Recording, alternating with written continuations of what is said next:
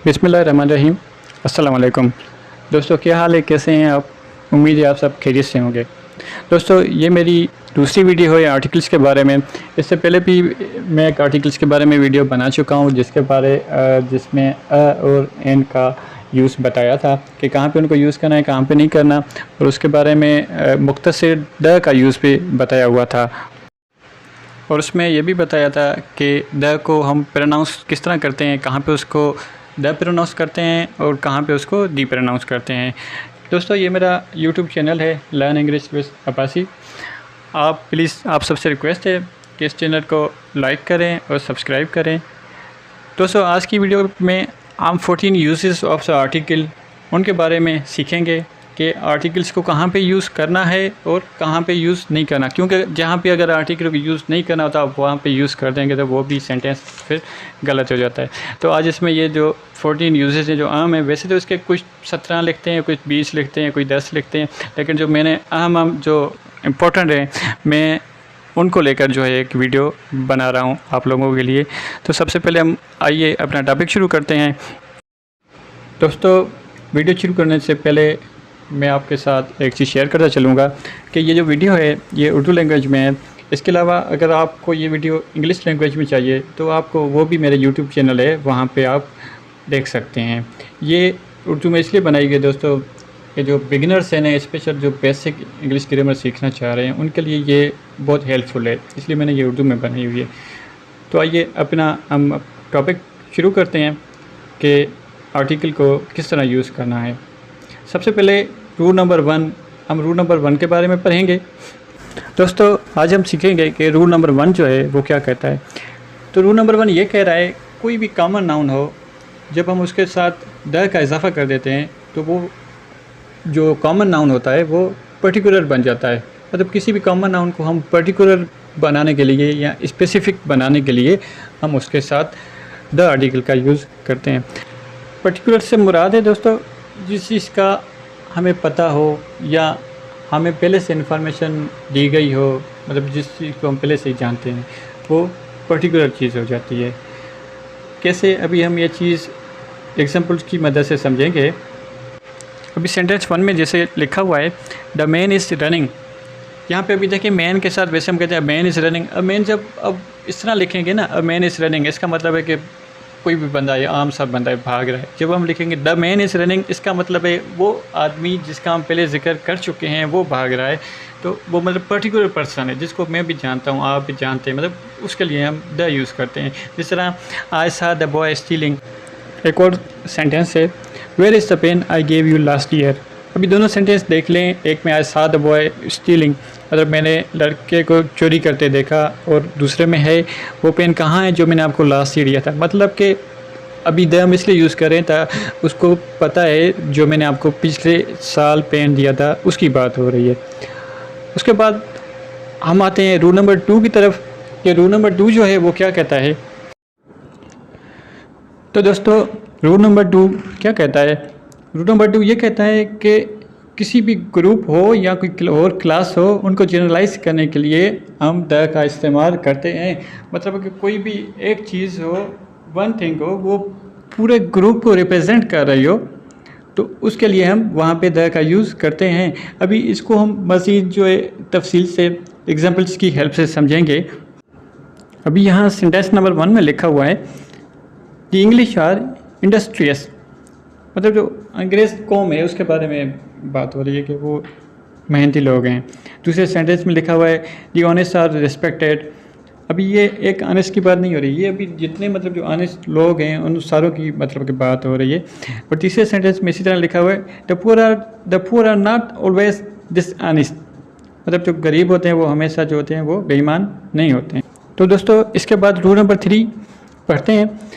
दोस्तों, rule number 3 ये कहता है कि जैसा कि आप लोग पढ़ चुके हैं कि अनकाउंटेबल नाउन के साथ अ या एन आर्टिकल यूज़ नहीं होता, लेकिन जब अनकाउंटेबल नाउन को पर्टिकुलराइज करना हो और स्पेसिफाई करना हो तो उसको हम कैसे करते हैं, उसके साथ हम द का यूज़ करते हैं।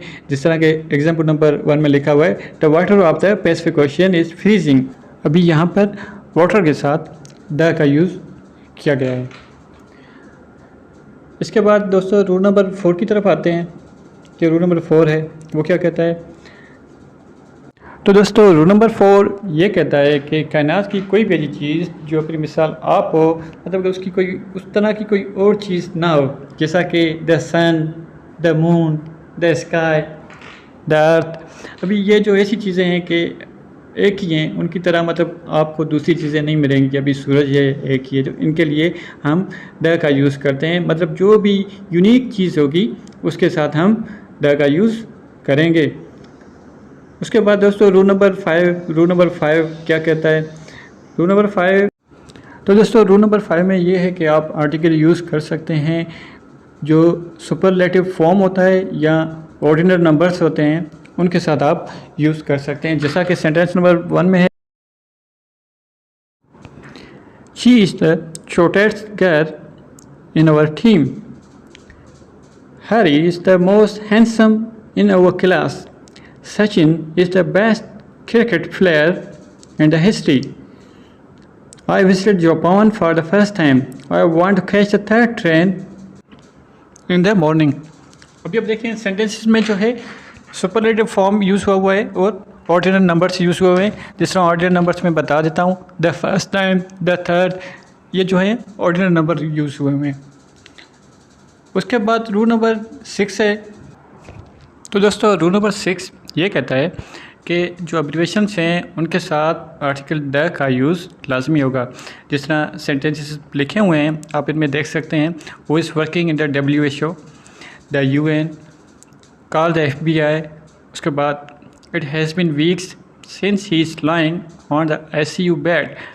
अभी देखें एक दो और सेंटेंसेस लिखे हुए हैं, तो इनके साथ आप जितने भी एब्रिवेशन होते हैं द का इस्तेमाल लाजमी करेंगे। इसके बाद दोस्तों रूल नंबर 7 देखते हैं हम। रूल नंबर 7 ये कहता है, we use article the with the hotels and theatres, मतलब जो होटल के जितने नाम होते हैं या थिएटर्स होते हैं उनके साथ आप यूज़ कर सकते हैं। जिस तरह ये नीचे सेंटेंसेस लिखे हुए हैं नाज़रीन, आप देख सकते हैं, I am at the Taj hotel, मैं ताज होटल पे हूँ, जिस तरह एक सेंटेंस था। उसके बाद रूल नंबर 8 है। दोस्तों ये रूल बहुत इम्पोर्टेंट रूल है, इसको समझना बहुत ज़रूरी है, क्योंकि अक्सर लोग मैंने देखा है इस रूल का इस्तेमाल करते हुए मतलब मिस्टेक्स करते हैं। उनका कंसेप्ट क्लियर नहीं होता कि किस कंट्री के साथ द का यूज़ होगा, किसके साथ नहीं होगा। अक्सर यही कहते हैं कि नहीं जी कंट्री के साथ नहीं होता है, कुछ कहते हैं होता है, लेकिन इसका एक सिंपल सा फार्मूला है, मैं आप लोगों को बता रहा हूँ कि जिस भी कंट्री की जो मीनिंग होगी ना, वो अगर सिंगुलर मीनिंग दे रहा है तो आप उसके साथ नहीं लगाएंगे, जो प्लूरल में मीनिंग देगी उसके साथ आप द लगाएंगे। जिस तरह एग्जाम्पल्स जापान हो गया, हांगकांग हो गया, ये सिंगल है, इनके साथ हम नहीं लगाते। यूनाइटेड स्टेट्स ऑफ अमेरिका हो गया, द यूनाइटेड किंगडम हो गया, UAE हो गया, इनके साथ हम द लगाते हैं। तो ये एक सिंपल सा फार्मूला है दोस्तों, आपने इस चीज़ को याद रखना है। आपका ये इतना कॉन्सेप्ट क्लियर होगा कि आप कभी गलती नहीं करेंगे कि किस कंट्री के साथ द लगाना है, किसके साथ नहीं लगाना। दोस्तों इसके बाद रूल नंबर 9 है। 9 रूल नंबर ये कहता है, दोस्तों इस रूल में यह है कि कौन सी जगह पे हम आर्टिकल द का इस्तेमाल नहीं करेंगे। जिस तरह लिखा हुआ है कि continents, states, cities, towns, streets, इनके साथ आप द का यूज़ नहीं करेंगे। अगर करेंगे तो वो गलत हो जाएगा। जिस तरह यूरोप, एशिया, अफ्रीका, ये कंटिनेंट्स हैं। उसके बाद स्टेट्स भी लिखे हुए हैं, सिटीज़ लिखे हुए हैं, स्ट्रीट्स लिखी हुई हैं, इनके साथ आपने द का यूज़ नहीं करना। उसके बाद दोस्तों रूल नंबर 10 है। दोस्तों आप द का इस्तेमाल कर सकते हैं ओशियंस के साथ, seas, rivers, geographical areas, deserts, forest, इनके साथ आप द का इस्तेमाल कर सकते हैं। जैसा कि रूल नंबर 9 में था कि इनके साथ आप नहीं कर सकते, इसी तरह रूल नंबर 10 में है कि ये प्लेसेस हैं, जोग्राफिकल एरियाज़ हैं, जिनके साथ आप इस्तेमाल कर सकते हैं। दोस्तों उसके बाद रूल नंबर 11 है हमारा कि दोस्तों रूल नंबर 11 का ये है कि आपने एक चीज़ याद रखनी है कि कहाँ पे द का इस्तेमाल नहीं करना, और 12 भी यही है, उसमें स्पोर्ट्स का है, और 11 में जो है कि लैंग्वेजेस एंड नेशनलिटीज़ जो हैं उनके साथ आपने नहीं करना। जिस तरह I can't speak French, my girlfriend is Mexican, don't you like Japanese food. अब देखें इनमें रूल 11 में लैंग्वेजेस और नेशनलिटी के साथ द का इस्तेमाल नहीं हुआ। रूट वाले में भी दोस्तों इसी तरह है कि आपने स्पोर्ट्स के साथ आर्टिकल का इस्तेमाल नहीं करना। जिस तरह एक एग्जाम्पल्स में आपको बता देता हूँ, I play cricket every day, मैं रोज़ाना क्रिकेट खेलता हूँ। अभी यहाँ पे आप स्पोर्ट के साथ नहीं लगा सकते, लगाएंगे तो अगर आप कहते हैं आई प्ले द क्रिकेट तो गलत हो जाएगा। वी एंजॉयड प्लेइंग हॉकी, अगर आप कहते हैं we enjoy playing the hockey गलत हो जाएगा। Do you want to watch baseball, अभी देखिए ये स्पोर्ट्स हैं, इनके साथ द का इस्तेमाल नहीं होता। दोस्तों ये भी एक अहम पॉइंट है, आपने इसको याद रखना है और इसकी प्रैक्टिस भी करनी है। उसके बाद रूल नंबर 13 आ जाता है। दोस्तों रूल 13 में ये है कि we don't use article with the names of subjects and meals. ये एक आम सी बात है, आपको एक पॉइंट बस ये समझना है कि हम सब्जेक्ट के साथ द का यूज़ नहीं करना। जिस तरह कहेंगे I am reading the chemistry, I am reading the physics, इस तरह आपने नहीं कहना है, द यूज़ नहीं करनी इनके साथ। या मील्स होते हैं उनके साथ भी आपने नहीं करना। मज़ीद ये एग्जाम्पल्स लिखे हुए हैं, आप इनको समझ सकते हैं। जिस तरह I cook lunch, can I buy you breakfast, we are having dinner. अभी देखें इनमें आप देखें कहीं पे भी द का इस्तेमाल नहीं हुआ, और अगर आप द का इस्तेमाल करते हैं तो दोस्तों फिर सेंटेंस जो होता है वो गलत हो जाएगा। द का असल में ये वीडियो बनाने का यही मकसद है कि द का जो कॉन्सेप्ट है वो आप लोगों का क्लियर हो जाए, ताकि द का इस्तेमाल जब आप करें तो उसका एग्जैक्ट यूज़ हो, गलत ना करें। दोस्तों उसके बाद ये रूल नंबर 14 है, जहाँ पे द जो है वो लाजमी यूज़ करनी है। अगर आप इनके साथ नहीं करते तो आपका जो सेंटेंस होता है या आप लिखते हैं जो पैराग्राफ, उसमें अगर आप नहीं करते हैं वो आपका गलत हो जाएगा। ये एक पूरी लिस्ट लिखी हुई है कि यहाँ जो पॉइंट्स हैं, अगर आप यहाँ पे द का यूज़ नहीं करेंगे तो ये गलत हो जाएगा।